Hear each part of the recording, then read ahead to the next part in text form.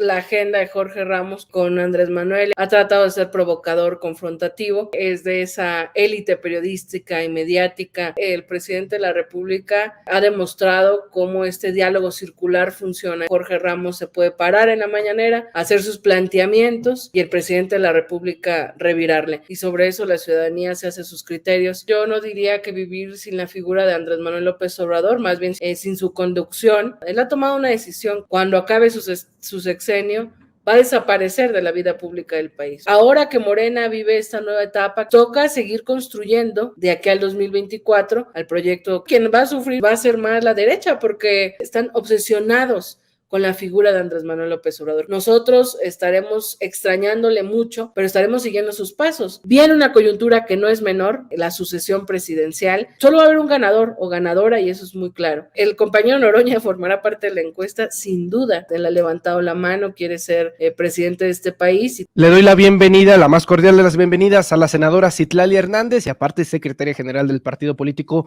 Morena. Citlali, buenas tardes, ¿cómo estás? ¿Cómo te va? Hola Manuel, buenas tardes, qué gusto saludarte a ti, al auditorio que te escucha y que te ve.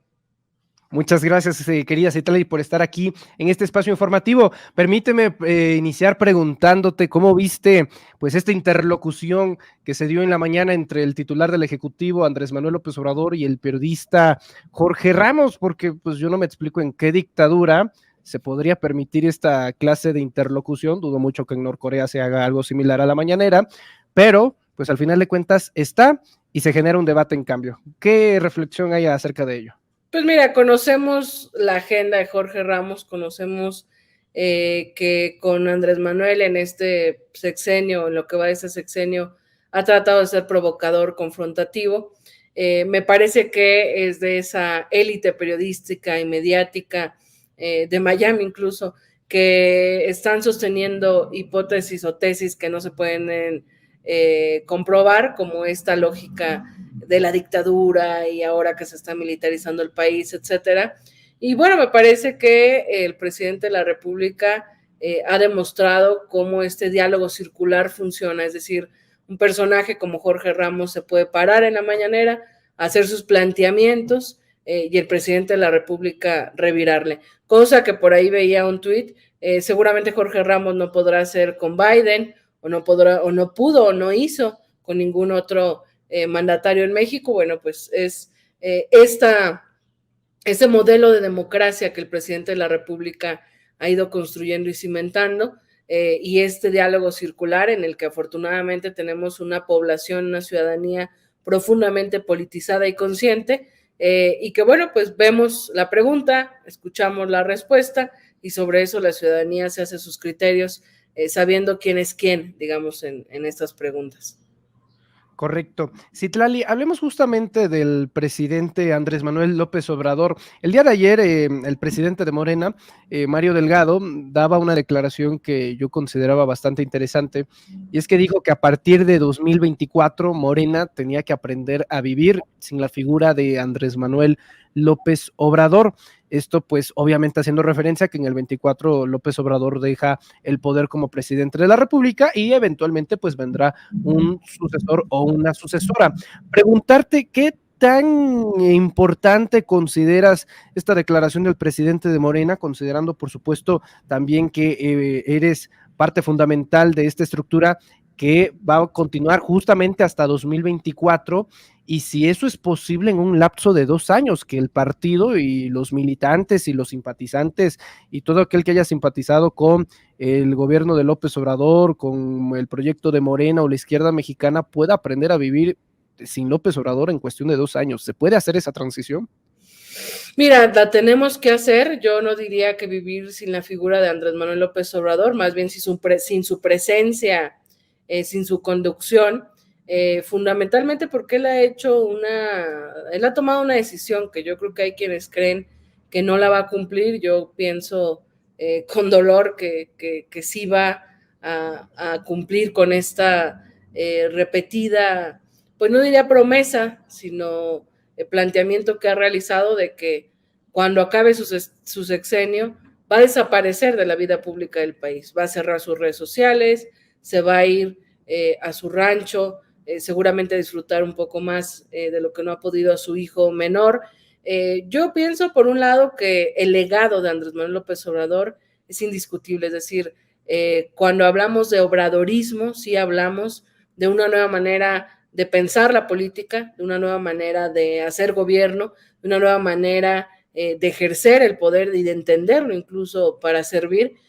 Yo creo que su legado existe, está en muchas y muchos de nosotros, ha logrado un relevo generacional, que eso me parece que afianza la larga vida de la Cuarta Transformación y del pensamiento obradorista. Sin duda no será sencillo, creo yo que esta vocación democrática que tiene el presidente, contraria a la que dicen nuestros adversarios, nos ha metido en algunos jaques internos. ¿A qué me refiero? Él pide licencia en 2018 en su militancia de Morena, se va a gobernar e inicia un cisma al interior de Morena.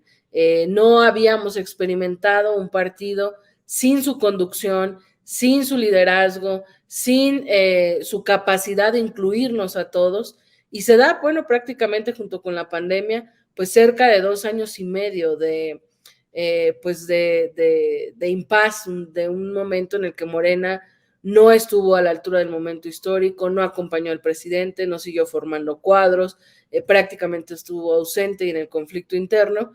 Ahora que Morena vive esta nueva etapa, que logró, cosa que no es menor, este fin de semana renovar sus dirigencias estatales, su dirigencia nacional, que digamos institucionalmente está renovada, pues toca seguir construyendo estos 2 años de aquí al 2024 las condiciones para darle continuidad de la mejor manera al proyecto que encabeza hoy Andrés Manuel López Obrador, para seguir fomentando y formando cuadros, para anclarnos a esta lógica de principios ideales y no jalarnos hacia la vida o hacia la política más tradicional.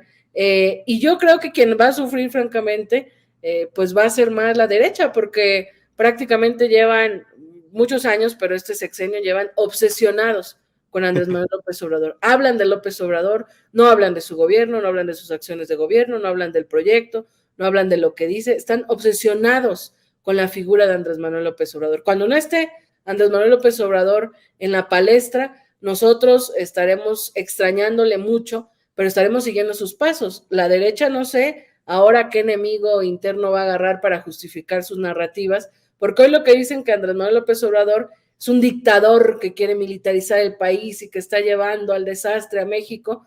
Bueno, cuando Andrés Manuel en 2 años diga, cosa que yo no creo que sea fácil, Manuel, la verdad, Andrés Manuel es un animal político, es un acto de profunda democracia y de profundo compromiso con el proyecto para que no dependa de él, el decir en 2 años me retiro, no opino, porque francamente si él regresara al partido, por ejemplo, y si él siguiera siendo el conductor unos años, o si pudiéramos contar con su consejo, pues yo creo que nadie en el movimiento lo vería mal, al contrario, sería natural, pero ha tomado la decisión de hacerse un lado, se va a romper esa narrativa que la derecha tiene de que es un dictador, porque el dictador se va a ir 2 años, en 2 años se va a ir, va a desaparecer de la vida pública, y además solo teniendo 2 cargos, Manuel, o sea, Andrés Manuel solo ha sido jefe de gobierno y presidente de la República. Podría buscar el Senado, podría buscar, eso demuestra que él no quiere vivir de la política, él quiso trascender, ha querido trascender, está cimentando un proyecto de nación, nosotros le daremos continuidad y bueno, a ver qué hacen nuestros adversarios ahora que no tengan con quién inventar estas narrativas de miedo, de terror y demás. De hecho, ahora sí que en términos de boxeo lleva más perdidas que ganadas. 2 gubernaturas al estado de Tabasco, las 2 fraude, por supuesto, Sí. las 2 presidencias fraude, me queda perfectamente claro. Sí, en efecto, Citlali, mencionabas hace unos momentos el relevo generacional. ¿A quiénes avisoras tú dentro del partido, o bien no necesariamente dentro del partido, porque en este momento son una coalición y no necesariamente tiene que estar vinculado a los partidos políticos, pero ¿cuáles son los perfiles que tú avisoras dentro de lo inmediato que ya forman parte o pueden formar parte de ese relevo generacional que ha evocado tantas veces Andrés Manuel López Obrador en la mañanera, Citlali? Mira, Andrés Manuel en sus tiempos habla de relevo generacional, pues de los hoy, por ejemplo, aspirantes a la presidencia, que no necesariamente son los más jóvenes, pero creo que la lógica Andrés Manuel López Obrador ha dicho varias veces que los tiempos de la transformación se miden distintos. Creo yo que compañeros de 50, 40 y tantos años forman parte de este relevo. Pero yo creo que hay relevos de varias generaciones, Manuel, me parece. Algunos son más visibles, yo podría hablarte de Miguel Torruco, de Luisa María Alcalde, de Román Meyer, de Guillermo Santiago, director del INJUVE, pero podría hablarte también de otra decena de compañeras y compañeros que probablemente no tengan tanta visibilidad mediática o no sean tan conocidos, pero que han construido, por lo menos en los últimos 10 años, un liderazgo bajo la lógica de lo que nos ha enseñado Andrés Manuel López Obrador. Yo pertenezco a esa generación, ya no somos los más jóvenes, fuimos los más jóvenes en alguna etapa, yo hoy tengo 32, esa generación, yo me atrevería a decir que la gran mayoría... Joven, es joven. Sí, todavía, que la gran mayoría todavía, pues la gran mayoría tiene espacios de incidencia y responsabilidad que no son menor. El presidente de la República, la derecha, como está tan obsesionada y eso nubla su vista, probablemente no se ha dado cuenta que estos compañeros y compañeras que están en la ayudantía, por ejemplo, que son jóvenes, profesionistas, militantes, lo que ha hecho el presidente es mandarlos a las distintas áreas de la administración pública después de cada cierto tiempo, justamente con la idea de que se sigan formando para lo que yo llamo la izquierda gobernante. Entonces, yo creo que hay un gran relevo, eso es una cosa positiva.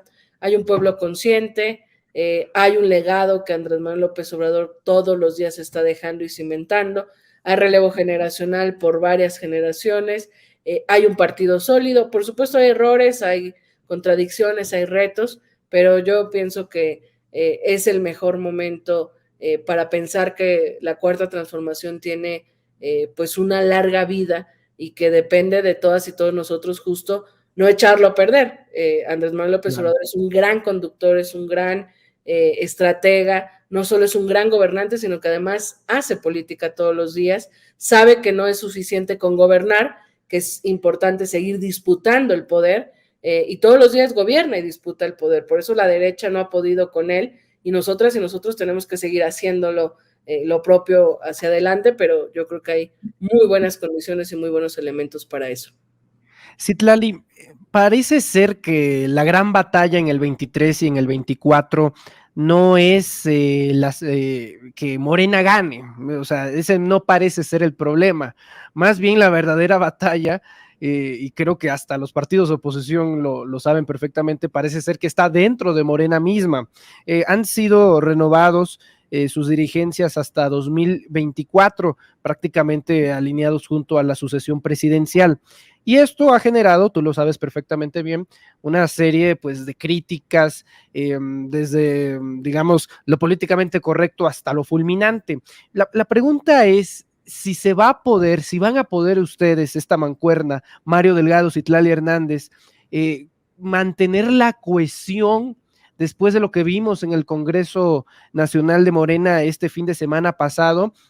Ya saben quiénes son los rostros, los nombres y los apellidos que están una y otra vez, que pues parece ser una batalla sin fin. Te pregunto primero, ¿se va a poder lograr mantener la cohesión de aquí a 2 años? Número uno. Y número dos, ¿es indisoluble hacer las paces, llegar a acuerdos con los principales disidentes internos de Morena? Y esta vez voy a poner nombres, hablo de John Ackerman, hablo de Gibran Ramírez, hablo de todo aquel que pues también lo voy a decir, no ha sido beneficiado recientemente por, digamos, los cargos públicos o por lo que ellos esperarían estar a ser predestinados. Pero al final de cuentas, sí mueven ya un pequeño, gran grupo dentro de ese partido. Entonces, al final de cuentas, son militantes. Preguntarte, ¿se puede mantener la cohesión y sí se puede mantener diálogo con estas personalidades que pues podrían eventualmente poner en riesgo la estructura interna del partido, Citlali? Mira, yo pienso que no solo se puede, sino que se debe. Es decir, la gran condición de Morena, su fortaleza, pero también si no se procesa bien su debilidad, es que somos un partido muy plural. Es decir, estamos quienes fundamos, quienes provienen de las luchas de la izquierda más difíciles. Estamos quienes vienen de otros procesos partidistas con otras prácticas políticas, quienes se han ido convenciendo en el camino, quienes se han ido sumando por coyunturas, por conveniencias políticas, por sobrevivencia política, quienes se irán sumando, yo haciendo una analogía, y me disculpo si puede ser medio exagerada, yo creo que nuestro barco, que es Morena, va zarpando, mientras los otros partidos son barcos que se están hundiendo, y hay quienes literalmente brincan como ratas a nuestro barco para seguir, digamos, sobreviviendo.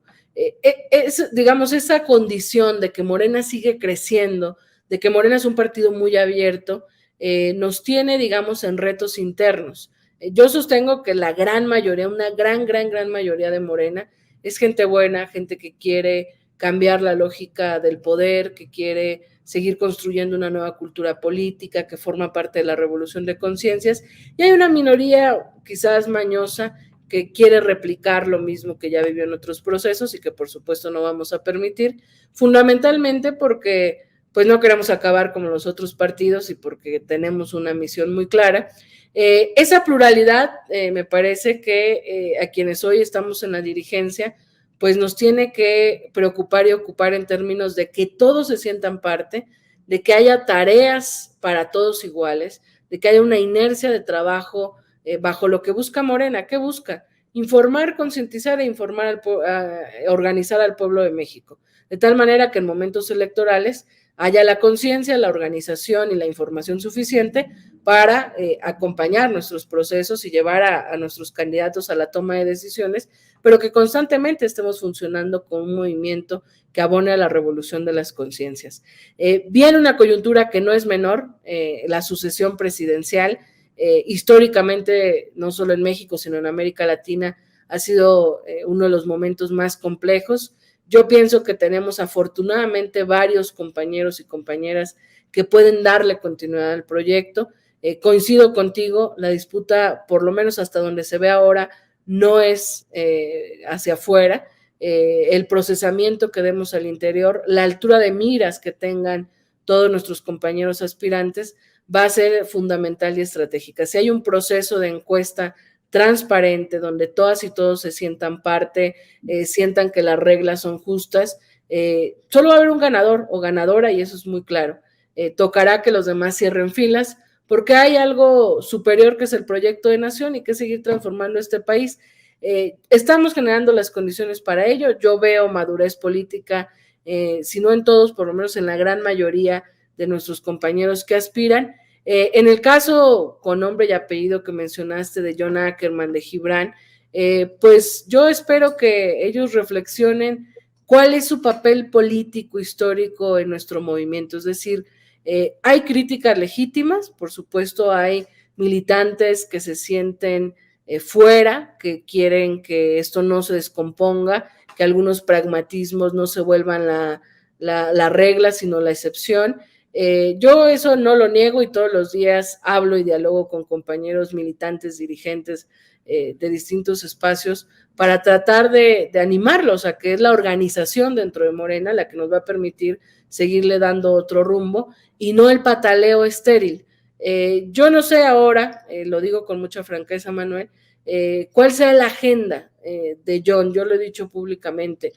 John Ackerman hoy ha estado dedicando más tiempo y más esfuerzo a la confrontación dentro del partido y no a la disputa con quienes realmente son nuestros enemigos, que es todo ese poder fáctico que está haciendo todo lo posible y hará todo lo posible para detener la transformación. A mí me hubiera gustado que ganara su asamblea, que fuera consejero distrital, que tuviera voz, que tuviera voto dentro de este proceso en el Congreso Nacional, para escuchar propuestas, porque hoy solo estoy leyendo y escuchando señalamientos que confrontan, que no está mal la confrontación, pero ojalá hubiera propuestas, ojalá hubiera una ruta organizativa, ojalá eso se canalizara en rebasar por la izquierda las decisiones que no les gustan. Gibran, bueno, yo creo que es un compañero con talentos, que ha decidido ponerlos al servicio del coordinador del grupo parlamentario en el Senado, y eso probablemente ha mermado su libertad en cuanto a expresarse como quizás antes lo veíamos, con crítica, pero hacia todos. Hoy está en una agenda que yo, la última vez que hablé con él, se lo decía, creo que es un error, había logrado convocar a un movimiento con una narrativa creíble desde abajo, sin embargo, bueno, pues hoy lo veo en otro tono. Sin embargo, yo te lo digo y lo digo públicamente, yo pongo mi mano franca para cualquier diálogo constructivo que nos permita atender sus señalamientos y poder componer cualquier cosa dentro del partido. Pero cuando ya hay una agenda clara, si no hay una intención de construir en torno a un proyecto de nación, sino en torno a un proyecto personal o de grupo, ahí es donde yo creo que sí tendremos distancias, diferencias, pero yo creo que Andrés Manuel ha logrado algo que no es menor, y es que el movimiento consciente obradorista es mucho más grande que cualquier dirigente, que cualquier grupo, incluso mucho más grande que el partido. El partido lo que tiene que hacer es que esa simpatía, que ese movimiento se canalice en organización, en acción, en movilización, y eso es lo que estaremos haciendo, y estaremos generando todas las condiciones con todo el esfuerzo necesario para que lleguemos al 2024 lo más unidos, los más articulados y lo más integrados posible. No descarto que haya quienes al final, a pesar de eso, se queden con su agenda personal, pero bueno, creo que será lo menos o lo menor. Correcto, Citlali. Un par de preguntas finales a modo para involucrar a la audiencia. Nos preguntan acerca de la metodología de la encuesta. Muchos en este momento en el chat en vivo de los reporteros MX y de Sin Máscaras te plantean la idea de que se involucre, que se incluya al diputado federal del PT, Gerardo Fernández Noroña. Tengo entendido que ya había una declaración previa de que la encuesta iba a ser abierta para todos los miembros de la coalición, pero a manera para esclarecerlo, no va a ser reductivo a la militancia de Morena, va a ser una encuesta abierta para todo aquel que quiera ser presidente de la República, ¿correcto, Citlali? Sí, mira, yo creo que eso no es una discusión, lo he visto mucho en redes y donde lo he podido aclarar. El compañero Noroña formará parte de la encuesta, sin duda. En todos los procesos que a mí me ha tocado llevar como secretaria general, a ver cómo es, abrimos la convocatoria, se inscriben compañeros del Verde, del PT, de Morena, se les convoca, se les explica la metodología de la encuesta, las preguntas, por qué creemos que es importante que sean domiciliarias, que no solo es el nivel de conocimiento, sino cómo te ve la gente, qué tan honesto, qué tan cercano, etcétera. Y hemos en los últimos tiempos, además de la comisión de encuestas del partido, integrado a otras encuestadoras espejo, con la intención de que tengan certeza las y los aspirantes. Después de contarles y explicarles cómo es el proceso, les pedimos que quienes se hayan inscrito y estén de acuerdo con esas reglas y con ese proceso, pues que nos firmen una carta compromiso de que asumirán los resultados. Quienes no quieran bajo esas reglas, pues sencillamente no firman el documento y no son encuestados. Normalmente la mayoría lo firma, ha estado gente del PT, del Verde, y al final se van a dar los resultados a los mismos integrantes y digamos ya después viene lo siguiente. Entonces, lo de Noroña no es tema, no es debate, es una realidad. Él ha levantado la mano, quiere ser presidente de este país y tendrá todo el derecho de participar en esta encuesta, como lo han hecho los candidatos o aspirantes del PT en varias de las encuestas, sobre todo a gobiernos estatales, y como se les ha integrado desde que el PT siempre ha sido un gran aliado de Morena. Entonces, bueno, que tengan ahí la certeza de que Noroña estará sin duda en la encuesta. No, no hay debate, no hay pleito, no hay discusión, va a estar y ya, tan, muy bien. Citlali, por último, y antes de hacerte esta pregunta, pues tengo que decirte que a título personal, te sigo por lo menos desde los últimos 5 años y te considero un perfil político congruente. Yo no puedo decir, obviamente por el tema de la edad, de nada sobre el tema de las experiencias o cómo es pasar cuando no hay un cargo y cuando sí hay un cargo. Tengo perfectamente claro de que se tienen que modificar o regular ciertas actitudes. Por ejemplo, hace alrededor de un año, cuando se anunció que iba a participar Manuel Espino para la gubernatura de Durango por Morena, fuiste la única que levantó la voz y dijo que no estaba de acuerdo del todo con esa militancia, obviamente por todo lo que representa y aún representa Manuel Espino.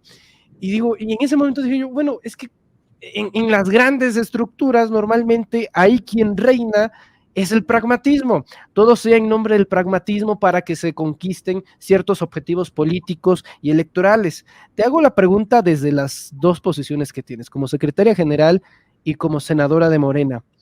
¿Cómo entiendes tú esta anexión del senador Raúl Paz, ahora senador de Morena, antes senador del PAN por el estado de Yucatán, que ya sabemos que estuvo, por ejemplo, presente en esta fiesta del esnable allá en Puerto Vallarta, en Jalisco, con otros diputados prominentes federales de Acción Nacional, y que no solamente se anexa, sino que también se creó, creo que una especie de comisión para que sea el interlocutor entre los empresarios con el partido político? Entonces, ahí es cuando digo, ¿hasta dónde? ¿Cuál es el límite en el cual la liga se puede estirar para conseguir los objetivos políticos? En este caso queda perfectamente claro que son los votos para que las Fuerzas Armadas estén laborando hasta 2028 en labores de seguridad. Te pregunto, Citlali, ¿hasta dónde está permitido política, moralmente, el pragmatismo para que se logren estos objetivos políticos?